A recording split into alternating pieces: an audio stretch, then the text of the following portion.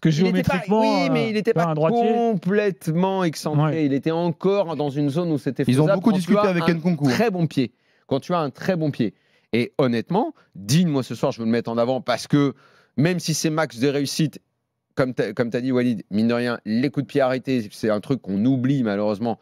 Ça fait partie du jeu, c'est dans le jeu. Donc, à défaut d'être brillantissime, d'être capable de mener des actions offensives de grande qualité, bah, au moins, sers-toi de tes coups de pied arrêtés. Je te rappelle quand même que la Coupe du Monde en 2018, tu la gagnes en grande partie parce que tu tires très très bien les coups de pied arrêtés. Quand même, il y a des buts très importants qui sont marqués Contre sur la corner Belgique. et sur coup franc.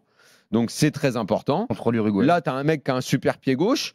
Franchement, vu ce que Théo Hernandez apporte, où de toute façon, tu ne te sers pas réellement de ses qualités d'homme de piston.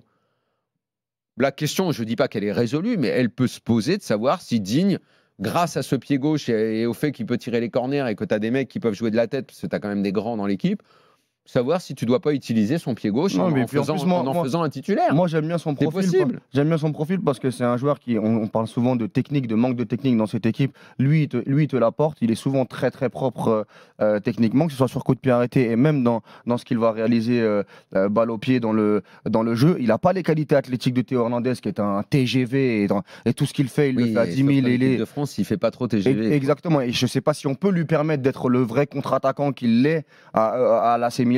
Et c'est vrai que moi, en tout cas, dans sa place dans le groupe, quand on voit comment Ferland Mendy joue en équipe de France, ou son histoire avec l'équipe de France, où il vient souvent en traînant les pieds, ou même Didier Deschamps lui donne très très rarement de minutes, Lucas Digne est une vraie alternative solide. Et c'est pas la première fois, hein, comme Manu Koné, parce qu'il y a il y a souvent eu une équipe A et une équipe B sur les derniers matchs. Souvent, Lucas Digne fait le boulot, parce que sur les dernières années, c'était la roue de secours, Lucas Digne. Lucas Digne, entre les échéances Euro, Coupe du Monde, il était rarement là, hormis peut-être une. Mais par contre, à chaque fois qu'il y avait un blessé, il venait.